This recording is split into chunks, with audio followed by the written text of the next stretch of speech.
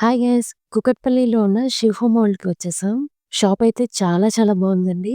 ఇంకా ఇంటికి కావాల్సిన ప్రతి వస్తువు కూడా ఉంది. మొత్తం 4 ఫ్లోర్స్ బిల్డింగ్ అండి.